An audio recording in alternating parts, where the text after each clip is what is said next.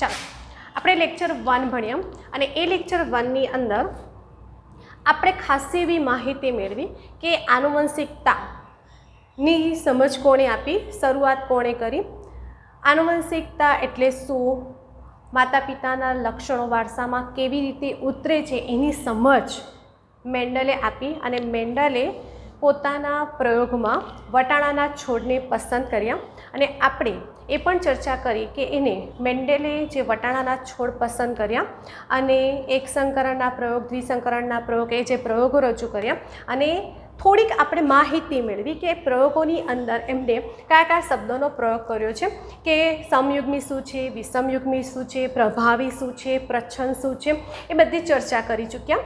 તે ઉપરાંત આપણે જે લક્ષણ હોય એ લક્ષણને અનુલક્ષીને સંજ્ઞાનો ઉપયોગ કરવાનો એની પણ માહિતી આપણે મેળવી ચૂક્યા. હવે આપણને પ્રશ્ન થાય કે કયા 7 વિરોધાભાસી લક્ષણોને એને ધ્યાનમાં લીધા. આ 7 વિરોધાભાસી લક્ષણ છે એ લક્ષણો પરીક્ષામાં કદાચ MCQમાં પૂછાવાની શક્યતા હોય. એટલે એ 7 લક્ષણો એટલે 7 દુની 14 વિરોધાભાસી થાય એટલે 14 લક્ષણો થયા. શુદ્ધ સંવર્ધિત લક્ષણ એટલે જ્યારે જીનેટિક્સમાં શબ્દ પ્રયોજવાના હોય ને ત્યારે એની ભાષાનો ખાસ ધ્યાનમાં રાખવાનું. આ જે 7 લક્ષણો છે એ 7 લક્ષણો કયા કયા છે એને ધ્યાનમાં જોઈએ. તો 7 લક્ષણોમાં પહેલું છે પ્રકાંડની ઊંચાઈ. આ પ્રકાંડની ઊંચાઈમાં તમને મેં કીધું હતું કે એક પ્રભાવી લક્ષણ હોય અને એનું વિરોધાભાસી લક્ષણ કેવું હોય, પ્રચ્છન્ન. પ્રભાવી હોય એના માટે કેપિટલ જ સંજ્ઞા વાપરવાની. એટલે આ જે છે એના માટે તમે જ્યારે પણ પ્રયોગ થશે ત્યારે કઈ સંજ્ઞા હશે, કેપિટલ. જ્યારે પણ આ લક્ષણો હશે ત્યારે માટે કઈ સંજ્ઞા વપરાશે, પ્રચ્છન્ન. જે કેપિટલ હશે એનો જ સ્મોલ લેટર અહીંયા યુઝ કરવાનો. આ સમજ આપી દીધી. ઊંચાઈ માટે ઊંચા છોડ એટલે કઈ સંજ્ઞા હશે, કહી દીધું આપણે, ટોલ એટલે ટી સંજ્ઞા હશે, કેપિટલ ટી. આની સંજ્ઞા કઈ હશે, સ્મોલ ટી. એવી રીતે પુષ્પનું સ્થાન બીજું, એ જે સ્થાન છે કા પ્રભાવી કયું છે, કક્ષીય. પ્રચ્છન્ન કયું છે, અગ્રીય. એટલે એક્ઝામમાં પૂછી શકાય કે મેન્ડલે જે પ્રયોગ કર્યો એનામાં પ્રભાવી સ્થાન તરીકે પુષ્પનું સ્થાન કયું છે, તો કક્ષીય. અને પ્રચ્છન્ન તરીકે કયું લક્ષણ છે, અગ્રીય. સિંગનો રંગ, સિંગનો રંગ પ્રભાવી તરીકે લીલો અને પ્રચ્છન્ન તરીકે પીળો. સિંગનો રંગ પ્રભાવી તરીકે લીલો અને પ્રચ્છન્ન તરીકે પીળો. સિંગનો આકાર ફૂલેલી એટલે સિંગ કેવી હોય, આખી ફૂલેલી હોય અને પ્રચ્છન્ન તરીકે કેવી હશે, સંકુચિત, આમ ચીમડાઈ ગઈ હોય. બીજનો આકાર કેવો હોય, ગોળ અને એનો પ્રચ્છન્ન કયો છે, ખરબચડો. પુષ્પનો રંગ જાંબલી પ્રભાવી તરીકે જાંબલી અને પ્રચ્છન્ન તરીકે સફેદ. IMP. પુષ્પનો રંગ પ્રભાવી તરીકે કયો રંગ પસંદ કર્યો છે એમને, જાંબલી, અને પ્રચ્છન્ન તરીકે કયો રંગ પસંદ કર્યો છે, સફેદ. બીજનો રંગ પ્રભાવી તરીકે કયો રંગ પસંદ કર્યો છે, પીળો, અને પ્રચ્છન્ન તરીકે કયો પસંદ કર્યો છે, લીલો. તો તમે જો કે અહીંયા મેં સર્કલ કર્યું છે. પરીક્ષામાં કન્ફ્યુઝન માટે સવાલ પૂછાય. સિંગનો રંગ અને બીજનો રંગ જોઈ લો, બંને ઓપોઝિટ છે. સિંગનો રંગ પ્રભાવી તરીકે લીલો છે અને પ્રચ્છન્ન તરીકે પીળો છે, અને બીજનો રંગ પ્રભાવી તરીકે પીળો છે અને પ્રચ્છન્ન તરીકે લીલો છે. એટલે આ તમારે પૂછાવાની શક્યતા આવી. અહીંયાથી તમને કન્ફ્યુઝન વાળો સવાલ પૂછા. કન્ફ્યુઝન કઈ રીતે, તો સિંગનો રંગમાં પ્રભાવી તરીકે કયો રંગ છે, લીલો, અને પ્રચ્છન્ન તરીકે કયો છે, પીળો. તો બીજનો રંગ એનાથી ઊંધો થઈ જાય છે. એટલે જ્યારે કદાચ કન્ફ્યુઝન માટે કોઈ સવાલ પૂછાય તો એને બરાબર ધ્યાનથી રાખજો કે કોણ પ્રભાવી છે અને કોણ પ્રચ્છન્ન છે. બરાબર. બાકીના બધા તો તમને સમજ પડી જાય. ઊંચા છોડ છે, નીચા છોડ છે, કક્ષીય છે, અગ્રીય છે, ફૂલેલી છે, સંકુચિત છે, ગોળાકાર છે, ખરબચડાકાર છે. અહીંયા પણ પુષ્પનો જે રંગ છે એ રંગમાં પણ ધ્યાન રાખજો. અહીંયા જાંબલી રંગ છે. જાંબલી માટે કદાચ તમને વાયોલેટ અથવા તો તમને પર્પલ, કારણ ઘણી વખત તમને પી શબ્દ કોઈક ચોપડીમાં પી સંજ્ઞા પણ યુઝ કરેલી હશે અને કોઈકની અંદર તમને ડબલ્યુ પણ સંજ્ઞા યુઝ કરેલી હશે. એટલે તે વખતે તમારે થોડુંક એનું સમજી લેવાનું છે. તો આ થયો તમારો જે 7 વિરોધાભાસી લક્ષણો છે એ લક્ષણોની એક ચાર્ટ. આ ચાર્ટ ચોપડીમાં આપેલો જ છે, પણ ઘણી વખત સ્ટુડન્ટ શું કરે છે, એ ચાર્ટને ધ્યાનમાં નથી લેતા અને એ ચાર્ટમાંથી સવાલો પૂછાવાની શક્યતા હોય છે. ક્લિયર? તો આ ચાર્ટને બરાબર નોટમાં લખજો અને તમે એને સમજો. સવાલો પણ તમારે જાતે બનાવવાના, સમજવાના, તો તમને સરળતા રહેશે. સંજ્ઞા પણ તમારે સમજવાની. સપોઝ કે ગોળ આકાર હશે તો મારી સંજ્ઞા કઈ હશે? ગોળાકાર એટલે રાઉન્ડ શેપ એટલે આર. એટલે અહીંયા તમારે પીળો હશે તો વાય. એટલે અહીંયા તમારે સંજ્ઞા પણ જાતે નક્કી કરશો તો કયા સવાલમાં મારે કઈ સંજ્ઞા વાપરવી છે, ગોખવી નહીં પડે. એના પરથી જ તમને થિયરી સરળ પડશે. ક્લિયર? અને એને અનુલક્ષીને આપણે એક સંકરણનો પ્રયોગ સમજવાનો છે. આ એક સંકરણનો પ્રયોગ સમજતા પહેલાં થોડીક માહિતી આપીએ કે આપણે કીધું અહીંયા ઊંચા છોડ લઈશ એટલે હું ઊંચા છોડ એટલે કેપિટલ ટી લઈશ અને નીચા છોડ માટે શું લઈશ? હું સ્મોલ ટી લઈશ. હવે જ્યારે પણ આ કયા થયા? સમયુગ્મી. હું તમને સમજાવી ચૂકી છું. સમયુગ્મી જ્યારે પણ સમયુગ્મી હોય એ સમયુગ્મીનું અર્ધીકરણ થાય એટલે સંખ્યા જન્યુઓનું નિર્માણ થાય ને ત્યારે તેનું અર્ધીકરણ થાય. હવે અર્ધીકરણ થાય ને તો મેથડ શીખવાડું છું કે જ્યારે અર્ધીકરણ થાય ને ત્યારે આપણે જન્યુનું નિર્માણ કેપિટલ ટી આ છે જન્યુનું નિર્માણ શું થાય? સ્મોલ ટી બરાબર છે. એટલે જ્યારે પણ સમયુગ્મી હશે, સમયુગ્મી, ત્યારે જન્યુઓ જે છૂટા પડ્યા કેવા હશે? સરખા છે. જો કેપિટલ ટી છે, સ્મોલ ટી છે. એટલે જ્યારે પણ સમયુગ્મી હોય અને તે દરમિયાન જે જન્યુઓ હશે એ જન્યુઓ બધા કેવા હશે? એક સરખા. એટલે કદાચ કોઈ વખત આગળ શબ્દ સમજવા જાય કે જન્યુનું નિર્માણ થયું અને બધા જન્યુ એક સરખા પ્રકારના છે તો એ શબ્દ માટે મેં અહીંયા સમજ આપી. જ્યારે વિષમયુગ્મી હોય એટલે કેપિટલ ટી, સ્મોલ ટી, આ વિષમયુગ્મી થયું અને એ વિષમયુગ્મી છે એનું આ જન્યુનું નિર્માણ કરવું હોય તો મને 2 પ્રકારના જન્યુ મળશે. એક કેપિટલ ટી જન્યુ મળશે અને એક સ્મોલ ટી જન્યુ મળશે. એટલે તમે જુઓ કે જ્યારે આગળ ચાર્ટ દોરવાના, પ્રયોગો કરવાના તો સમયુગ્મી આવે ત્યારે મારે બધા જન્યુ એક સરખા પ્રકારના મળશે અને જ્યારે વિષમયુગ્મી આવશે ત્યારે મારા જન્યુ અલગ પ્રકારના મળશે. એટલે એક જન્યુ પ્રભાવી મળશે તો એક જન્યુ કેવું મળશે? પ્રચ્છન્ન. ક્લિયર? હવે સરળતા ખાતર આવી રીતે જો દોરીએ તો શું થાય? જો પહેલાં આને આપણે આ રીતે કેવી રીતે સમજવાનું છે? જન્યુનું નિર્માણ થયું. હવે આ કેપિટલ ટી, સ્મોલ ટી, બરાબર પ્રેક્ટિસ કરજો તો સમજ પડી જશે. કેપિટલ ડી એટલે એક જન્યુ આ બીજા જન્યુ સાથે જોડાઈ ગયો એટલે મને શું મળ્યું? કેપિટલ ટી, સ્મોલ ટી મળ્યું. આ જ જન્યુ સાથે જોડાયું એટલે મને શું મળ્યું? Capital T, small T. બીજા જન્યુ છે એ બીજા જન્યુને આની સાથે જોડું તો પણ મને આ મળે. આ જન્યુનું આની સાથે જોડું તો મને આ મળે. એટલે જ્યારે 2 જન્યુ બીજા જન્યુ સાથે જોડાય છે ત્યારે મને બધા જ સંતતિ કેવી મળે છે? એક સરખી પ્રકારની. પણ કેવી મળે? વિષમયુગ્મી. કેવી મળે છે મને? વિષમયુગ્મી. ક્લિયર? એટલે કેવી રીતે જોડાણ કરવાનું છે? એટલે કોઈ એક જન્યુ બીજા જન્યુ સાથે જોડાશે અને આ જે જન્યુ છે આ એક જન્યુ તમે જુઓ આ એક જ જન્યુ કેપિટલ ટી આ ટી સાથે પણ જોડાયો, આ કેપિટલ ટી બીજા જન્યુ સાથે પણ જોડાયો એટલે એક જન્યુ બંને જન્યુ સાથે જોડાય છે અને સંતતિનું નિર્માણ થાય છે. જેમ જેમ સમજશો એમ આઈડિયા આવશે. હવે આ રીતે કરો છો ત્યારે શું થાય છે કે થોડું કોમ્પ્લિકેટેડ બની જાય છે. કદાચ તમે દોરો તો સમજ ના પડે.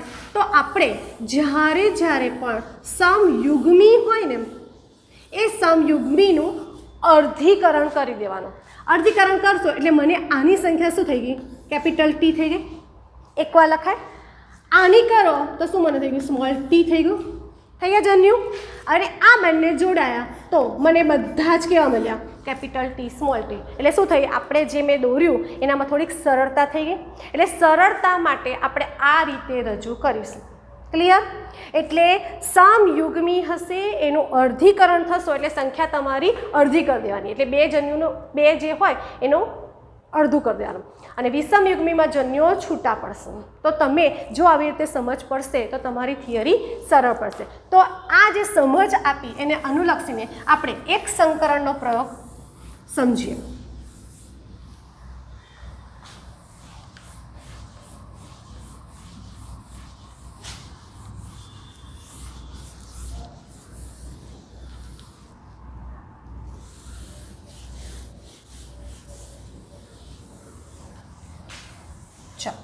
હવે આપણે સ્ટાર્ટ કરીશું એક સંકરણનો પ્રયોગ.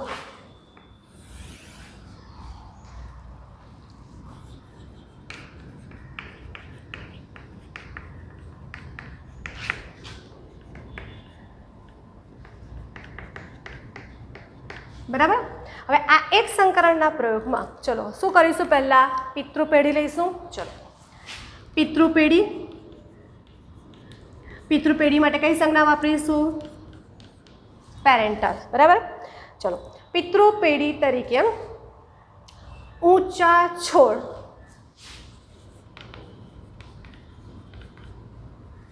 પસંદ કર્યા. ઊંચા છોડ પ્રભાવી અભિવ્યક્તિ દર્શાવે છે અને જેના માટે સંજ્ઞા કેપિટલ ટી વાપરવામાં આવે છે. બીજા પિતૃ તરીકે નીચા છોડ પસંદ કર્યા જે પણ સમયુગ્મી છે અને કેવા છે? પ્રચ્છન્ન. અને એના માટે સંજ્ઞા સ્મોલ ટી વાપરવામાં આવે છે. પિતૃપેઢીનું એટલે કે ઊંચા છોડનું નીચા છોડ સાથે સંકરણ કરવામાં આવે છે. એટલે આપણને વચ્ચે ક્રોસનું નિશાન કરવાનું. ચલો હવે આ શું થયા? સમયુગ્મી. સમજ આપી. એનું શું કરીશું આપણે? અર્ધીકરણ. અર્ધીકરણ કરતાં આપણને કેપિટલ ટી શું થયા? જન્યુનું નિર્માણ થયું. અહીંયા સ્મોલ ટી આપણને શું થયા? જન્યુઓનું નિર્માણ થયું. જ્યારે આપણે ઊંચા છોડ અને નીચા છોડ અથવા તો પ્રભાવી કે પ્રચ્છન્ન એટલે કે જ્યારે પણ સંકરણ કરાવીએ ત્યારે એક સંતતિને આપણે નર તરીકે લઈશું અને બીજી સંતતિને આપણે શું કરીશું? માદા તરીકે લઈશું. એટલે કે આ જે સંતતિ છે એને આપણે નર લઈએ ને આ સંતતિને આપણે માદા તરીકે લઈએ. એટલે કે ઈંગાળીથી આપણને જે જન્યુ થયા એ કયા થયા તમારા? તો આ નર છે એટલે કયા જન્યુ થયા? નર જન્યુ થયા. અને આ જે જન્યુ થયા કયા થયા? અંડકોષ. એટલે કદાચ આગળ શબ્દ વપરાય તો ધ્યાનમાં રાખજો. આ બંને જન્યુ છે બંનેનું જોડાણ કર્યું. બંનેનું જોડાણ થયું તો આપણને શું મળ્યા? Capital T small T. ચલો હવે આ જે પેઢી મળી એટલે બે જન્યુ છે, બે જન્યુનું જોડાણ કર્યું. જોડાણ કરતાં મને શું મળ્યા? યુગ્મનંશ. ફલિતાણનું નિર્માણ થયું. ફલિતાણના જે બીજ મળ્યા અને એનામાંથી મને કઈ પેઢી મળી? F1 પેઢી. બરાબર. હવે આ જે છોડ હશે એ કેવા હશે? એટલે F1 પેઢીમાં એને જે છોડ પ્રાપ્ત થયા એ કેવા હશે? તો પહેલો પ્રશ્ન સમયુગ્મી છે કે વિષમયુગ્મી? વિષમયુગ્મી. એટલે આ શું થયા તમારા? વિષમયુગ્મી. ક્લિયર? હવે આ છોડ કેવા હશે? ઊંચા છોડ હશે કે નીચા છોડ હશે? તો તમે જો કે એક જનીન એટલે કે આ કેપિટલ ટી છે એ પિતૃપક્ષ તરફથી એટલે કે પિતા તરફથી વારસામાં મળ્યું. બીજું સ્મોલ ટી છે એને બીજા પિતૃ એટલે કે માદા પક્ષ તરફથી મળ્યું. એટલે કે જ્યારે જન્યુનું જોડાણ થાય છે, યુગ્મનંશનું નિર્માણ થાય છે ત્યારે એક જન્યુ માતૃપક્ષનો હશે અને એક પિતૃપક્ષનો હશે. એ યાદ રાખજો, આગળ શબ્દ આવશે. એટલે કે જ્યારે જન્યુનું જોડાણ થયું, યુગ્મનંશનું નિર્માણ, ફલિતાણનું નિર્માણ થયું ત્યારે મને એક જન્યુ માતૃપક્ષથી પ્રાપ્ત થશે અને એક જન્યુ પિતૃપક્ષનો પ્રાપ્ત થશે. હવે લક્ષણ કયું હશે?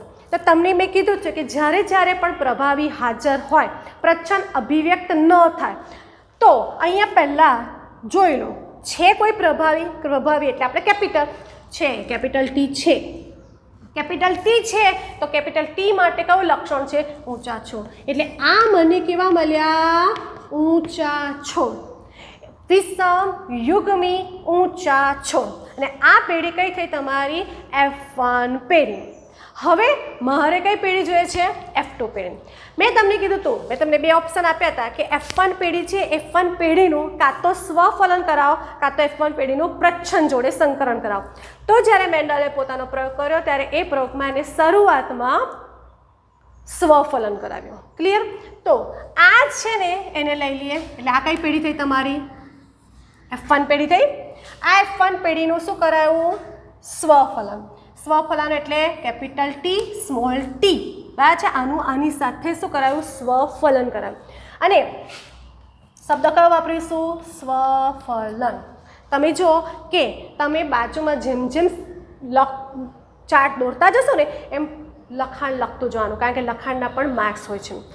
સ્વફલન કરાવીશું. હવે તમે જો કે અહીંયા સમયુગ્મી છે કે વિષમયુગ્મી?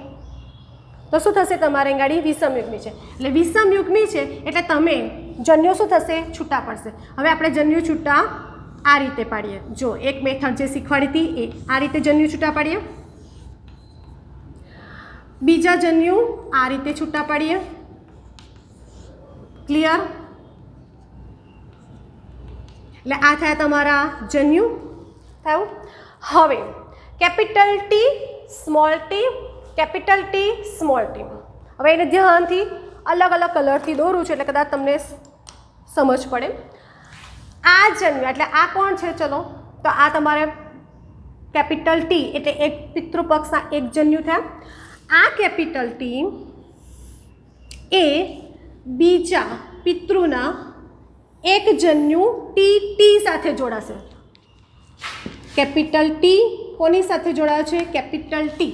એક જન્યુના કેપિટલ ટી એટલે એક પિતૃના કેપિટલ ટી જન્યુ બીજા પિતૃના કેપિટલ ટી સાથે જોડાય છે ત્યારે મને શું મળે છે? Capital T, capital T. બરાબર છે? લક્ષણ આપણે પછી જોઈશું. આ જ કેપિટલ ટી, આ જ કેપિટલ ટી એટલે એક જન્યુનો કેપિટલ ટી બીજા જન્યુના સ્મોલ ટી સાથે જોડાશે ત્યારે મને શું મળશે? Capital T small T. એટલે તમે જો કે આગળ લખાણ પણ આવશે, થિયરી પણ છે આગળ, કે જ્યારે હું એક જન્યુ કેપિટલ ટી છે એ બીજા જન્યુના કેપિટલ ટી સાથે જોડું અને સ્મોલ ટી સાથે જોડું છું ત્યારે મને એક સંતતિ મળે છે કેપિટલ ટી અને બીજી સંતતિ મળે છે કેપિટલ ટી સ્મોલ ટી. થયું? હવે આ જ જન્યુ જેનો સ્મોલ ટી, આ સ્મોલ ટી બીજા પિતૃના જે જન્યુ છે એના કેપિટલ ટી સાથે જોડાશે. તો શું મળ્યું મને? Capital T small T. Capital T small T પણ લખી શકો છો અથવા તો સ્મોલ ટી કેપિટલ ટી પણ લખી શકો છો, પણ આપણે પહેલાં કેપિટલને ધ્યાનમાં લેવાનું. એટલે આપણે શું લખીશું? Capital T small T. બરાબર? આ જ જન્યુ સ્મોલ ટી એને બીજા જન્યુ સાથે જોડીશું તો શું મળશે મને? Small T small T. બરાબર છે? એટલે કે એક જન્યુ કેપિટલ ટી, બીજો સ્મોલ ટી, આ સ્મોલ ટી આ કેપિટલ ટી સાથે જોડાશે, સ્મોલ ટી સાથે જોડાશે તો મને પરિણામ મળશે capital T small T, small T small T. એટલે જ્યારે આગળ થિયરી આવશે એની અંદર શબ્દ લખવાના હોય છે કે એક જન્યુનો જે કેપિટલ ટી છે, બરાબર છે, એ કેપિટલ ટી જો કેપિટલ ટી સાથે જોડાશે તો મને કેપિટલ ટી અને એ જ જન્યુ બીજા જન્યુના સ્મોલ ટી સાથે જોડાશે તો મને શું મળશે? Capital T small T. એવી રીતે એક જન્યુનો સ્મોલ ટી બીજા જન્યુના કેપિટલ ટી સાથે પણ જોડાશે અને સ્મોલ ટી સાથે પણ જોડાશે એટલે મને આ રીતે સંતતિનું સર્જન થશે. તો અહીંયા તમને જે પેઢી મળી, મને 4 સંતતિઓનું નિર્માણ થયું અને એ જે પેઢી મળી એને આપણે કઈ પેઢી કહીશું? F2 પેઢી કહીશું. એને આપણે કઈ પેઢી કહીશું? F2 પેઢી કહીશું. ક્લિયર? હવે આ જે 4 સંતતિ મળી એનામાં મારે કયા લક્ષણો હશે એ જોવાનું છે. તો તમે જો મેં તમને શીખવાડ્યું છે કે જ્યારે કેપિટલ હોય એ કેપિટલ જ લક્ષણ અભિવ્યક્ત કરે. તો પહેલાં આપણે નક્કી કરીએ કે સમયુગ્મી છે કે વિષમયુગ્મી. તો આ શું થશે? સમયુગ્મી. બરાબર. આ શું થશે? વિષમયુગ્મી. આ પણ શું થશે? વિષમયુગ્મી. આ શું થશે? સમયુગ્મી. ક્લિયર? આ શું થયા? સમયુગ્મી પ્રભાવી. અને આ શું થયા? સમયુગ્મી પ્રચ્છન્ન. બરાબર. એટલે કે સમયુગ્મી પ્રભાવી તો જે પિતૃ છોડ તરીકે પસંદ કર્યા સેમ ટુ સેમ છે. સમયુગ્મી પ્રચ્છન્ન જે પિતૃ પેઢીમાં પસંદ કર્યા એ પણ છે. તો મને 2 નવી સંતતિ મળી. જે મને મળી કેવી? વિષમયુગ્મી. અને એ જે વિષમયુગ્મીમાં તો તમે જો આ કયા થયા? સમયુગ્મી પ્રભાવી ઊંચા છોડ. આ કેવા થયા? વિષમયુગ્મી. હવે કયા છોડ હશે? તો કેપિટલને ધ્યાનમાં લેવાનું. તો કેપિટલ ટી છે જ અને કેપિટલ ટી માટે શું ધાર્યા હતા આપણે? ઊંચા છોડ. તો શું થયું? વિષમયુગ્મી ઊંચા છોડ. આ પણ શું થયું? વિષમયુગ્મી ઊંચા છોડ. ને આ શું થયું? સમયુગ્મી નીચા છોડ. તો તમે સ્વરૂપની દ્રષ્ટિએ દેખો. સ્વરૂપ બરાબર છે. તો સ્વરૂપની દ્રષ્ટિએ ઊંચા છોડ અને નીચા છોડ દેખીએ. સ્વરૂપની દ્રષ્ટિએ ઊંચા છોડ અને નીચા છોડ જોઈએ. તો મારા સ્વરૂપ કેવા છે? 3 ઊંચા છોડ છે. 1 2 ને 3. 3 ઊંચા છોડ છે અને મને નીચા છોડ ક્યાં મળ્યા? 1. એટલે મારું પરિણામ શું મળ્યું? 3:1. જનીનની દ્રષ્ટિએ જોઈએ. બરાબર. તો તમે જનીનની દ્રષ્ટિએ દેખો તો સમયુગ્મી પ્રભાવી કેપિટલ ટી. બરાબર. Capital T small T. Capital T small T. બરાબર છે. એટલે આ 3 મને ક્યાં મળ્યા? ઊંચા છોડ. બરાબર. અને નીચા છોડ મને શું મળ્યા? Small T small T. તો સ્વરૂપની દ્રષ્ટિએ અને જનીનની દ્રષ્ટિએ તમારે રજૂઆત કરવાની થાય તો તમારે આ રીતે રજૂ થાય. સ્મોલ ટી નીચા છોડ. સમયુગ્મી પ્રભાવી એટલે 1. વિષમયુગ્મી ઊંચા છોડ એટલે 2 અને નીચા છોડ. એટલે તમારે જનીનની દ્રષ્ટિએ સ્વરૂપ શું થયું તમારું? 1:2:1. એટલે કે કેપિટલ ટી પણ ઊંચા છોડ, આ પણ બંને ઊંચા છોડ છે, પણ એનું જનીન દ્રષ્ટિએ સ્વરૂપ થયું વિષમયુગ્મી. એટલે તમારે જનીનની દ્રષ્ટિએ તમારે લખવું હોય તો આ રીતે તમે લખી શકો. સમયુગ્મી ઊંચા છોડ, વિષમયુગ્મી ઊંચા છોડ અને સ્મોલ ટી સમયુગ્મી નીચા છોડ. એટલે તમારું પરિણામ શું થયું? 1:2:1. તો આ થયું એક સંકરણનો પ્રયોગ. તો તમે જુઓ કે એને શું કર્યું, બરાબર ધ્યાનથી એક સંકરણના પ્રયોગને જોજો. એમને ઊંચા છોડ લીધા. આ રીતે જ તમારે ચાર્ટ દોરવાનો, એક્ઝામમાં લખવાનો. આ સમયુગ્મી ઊંચા છોડ છે. સમયુગ્મી ઊંચા છોડ માટે કઈ સંજ્ઞા વાપરી? Capital T. નીચા છોડ માટે કઈ વાપરી છે? Small T. જન્યુઓ છૂટા કર્યા, સમયુગ્મી છે, સરખા છે, એટલે આપણે સંજ્ઞા કેવી રીતે છૂટી પાડી એ પણ મેં સમજાવી દીધું. જન્યુનું નિર્માણ કર્યું, જન્યુનું જોડાણ થયું, યુગ્મનનનું નિર્માણ થયું, F1 પેઢીનું નિર્માણ થયું અને એ આપણને F1 પેઢી કેવા મળે? આપણને બધા ઊંચા છોડ. અહીંયા ઊંચા જે F1 પેઢી મળી, જે વિષમયુગ્મી ઊંચા છોડ છે, F1 પેઢીનું શું કરાવ્યું? સ્વફલન કરાવ્યું. એટલે એક સરખા જ અને એનામાંથી જન્યુનું નિર્માણ કર્યું. કયો જન્યુ કોની સાથે જોડાય છે એ પણ સમજાયું. આ એક ટી આ ટી સાથે પણ જોડાશે અને સ્મોલ ટી સાથે પણ જોડાશે અને મને 4 સંતતિનું નિર્માણ થયું. 2 સંતતિ પિતૃ પેઢી જેવી જ મળી, ઊંચા છોડ અને નીચા છોડ. 2 સંતતિ પિતૃ પેઢી જેવી જ મળી, જ્યારે મને 2 નવી સંતતિનું નિર્માણ થયું અને સમયુગ્મી ઊંચા છોડ મળ્યા, વિષમયુગ્મી ઊંચા છોડ મળ્યા, વિષમયુગ્મી ઊંચા છોડ એટલે કે મને 3 ઊંચા છોડ મળ્યા અને 1 મને નીચા છોડ મળ્યા. જનીનની દ્રષ્ટિએ દેખીશું તો સમયુગ્મી ઊંચા છોડ 1 છે, વિષમયુગ્મી ઊંચા છોડ મારા 2 છે અને સમયુગ્મી નીચા છોડ કેવા છે? 1. એટલે જે પરિણામ મળ્યું મને કેવું મળ્યું? 1:2:1 નું પરિણામ મળ્યું. તો આ રીતે મેન્ડલે એક સંકરણનો પ્રયોગ રજૂ કર્યો. બરાબર. તો અહીંયા એમને એક સંકરણના જે પ્રયોગ રજૂ કર્યો તેમાં એને જે પણ માહિતી આપી એને બરાબર ચાર્ટ દ્વારા સમજજો. જ્યારે એને એક સંકરણનો પ્રયોગ કર્યો ત્યારે એક સંકરણના પ્રયોગની અંદર એને કેવી રીતે પ્રયોગ કર્યો એ સમજવાનું છે. તો એને ઊંચા છોડ લીધા અને એ ઊંચા છોડ આપણે એવું કીધું કે વટાણાના છોડ છે એ વટાણાના છોડ કેવા છે? દ્વિલિંગી છે. અને દ્વિલિંગી છે એટલે એની અંદર શું હશે? સ્ત્રીકેસર અને પુંકેસર હશે. તો એમણે શું કર્યું કે ઊંચા છોડ છે ને એ ઊંચા છોડમાંથી પુંકેસરને દૂર કર્યું. બરાબર. એટલે કે એની પાસે હવે શું રહ્યા? સ્ત્રીકેસર જ રહ્યા. જે પુષ્પ હતું એ પુષ્પમાંથી એમને શું કર્યું? પુંકેસરને દૂર કર્યું.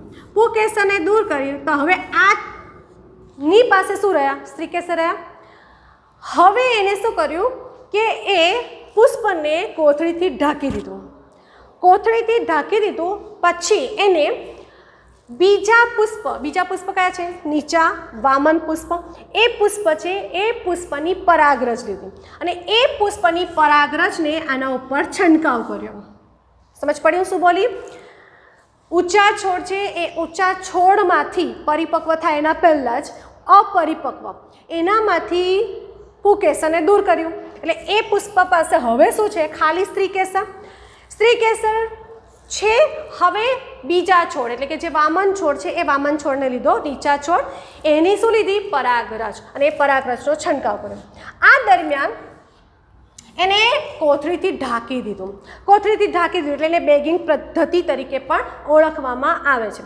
અને પછી પરાગરજ અને આ સ્ત્રીકેસર છે એ બંનેનું જોડાણ થયું. નરજન્યુ અને માદાજન્યુનું જોડાણ થયું અને આપણને સંકરણ દ્વારા સંતતિનું નિર્માણ થયું. એટલે આ જે પદ્ધતિ છે એને ઇમેસ્ક્યુલેશન અથવા તો બેગિંગ પદ્ધતિ તરીકે ઓળખવામાં આવે છે. અને એને અનુલક્ષીને આપણે પ્રયોગ પણ કરવાનો છે. પ્રેક્ટિકલ છે.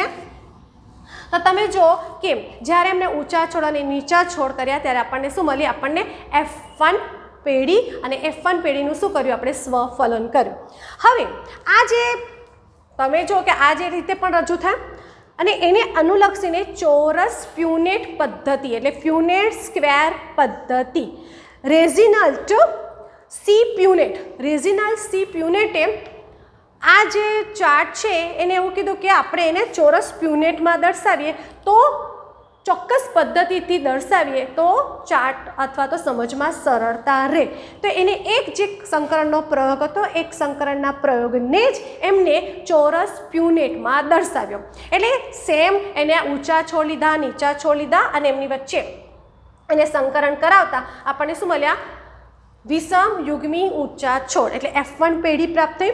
પછી તમે હમણાં જેવું કીધું કે આ કેપિટલ T સ્મોલ ટી અને આ કેપિટલ T સ્મોલ ટી એટલે સ્વફલન કરાયું. મેં તમને એવું પણ કીધું હતું એકને આપણે નર તરીકે લઈશું અને બીજાને શું કહીશું? માદા તરીકે લઈશું. એટલે આ તમારા થયા નર તરીકે એટલે નર તરીકે લયા એટલે આપણે એને શું કહીશું? પરાગરજ. અને આ થયા માદા એટલે માદાને અનુલક્ષીને એગાડી શું થશે? એગાડી અંડકોષો એટલે આ પરાગરજ નું નિર્માણ થશે અને પેલા શું થશે? અંડકોષનું નિર્માણ થશે.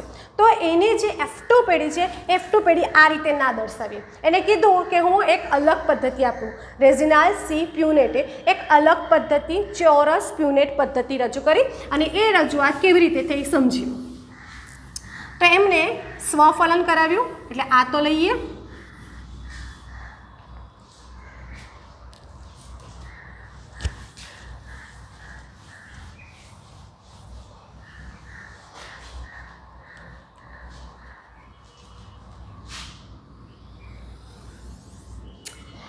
એને સ્વફલન કરાયું અને એ સ્વફલન માટે એમને ચોરસ પ્યુનેટ પદ્ધતિ રજૂ કરી. એટલે ચોરસ પ્યુનેટ પદ્ધતિ આ રીતે રજૂ કરી.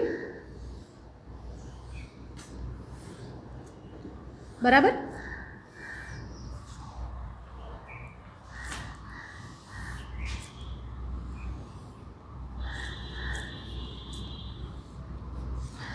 એનામાં એમને જો આ થયા માદા એટલે એ માદા દ્વારા આપણને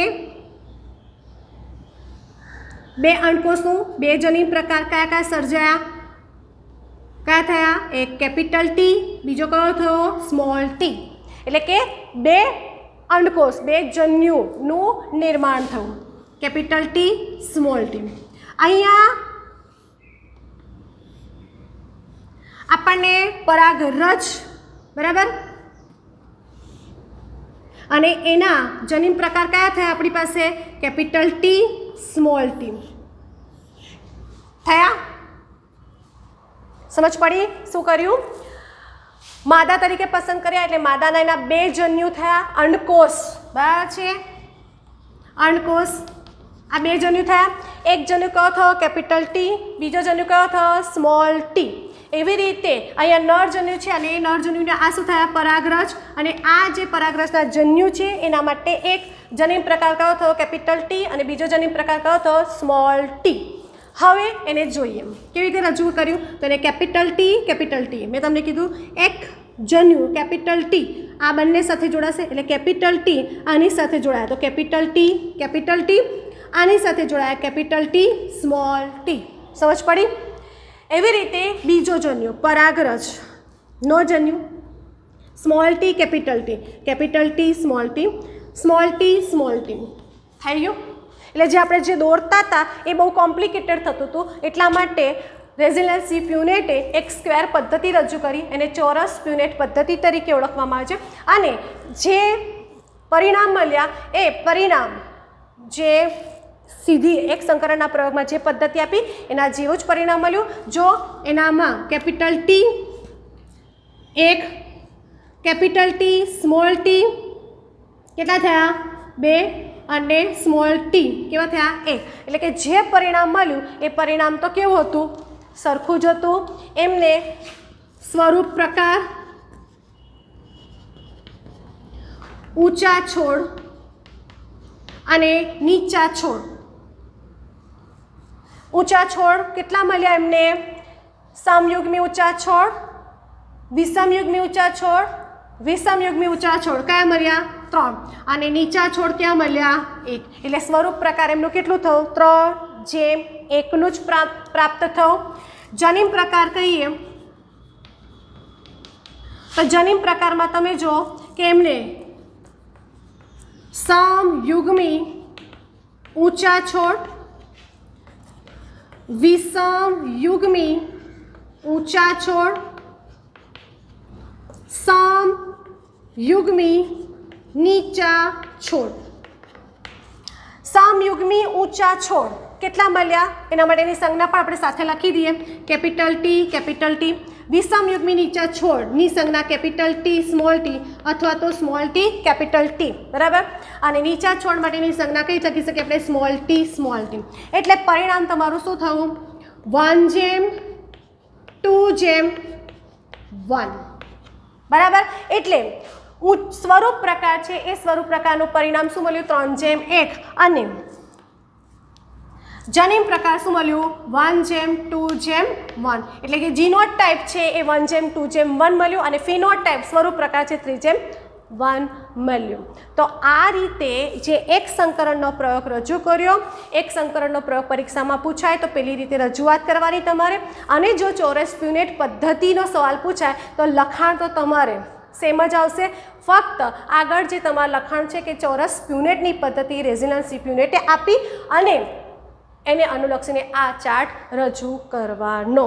તો અહીંયા એક સંકરણનો પ્રયોગ અને એક સંકરણના પ્રયોગને થોડુંક સુધારા સાથે રજૂઆત કરી અને ચોરસ પ્યુનેટ પદ્ધતિ પૂર્ણ થાય છે.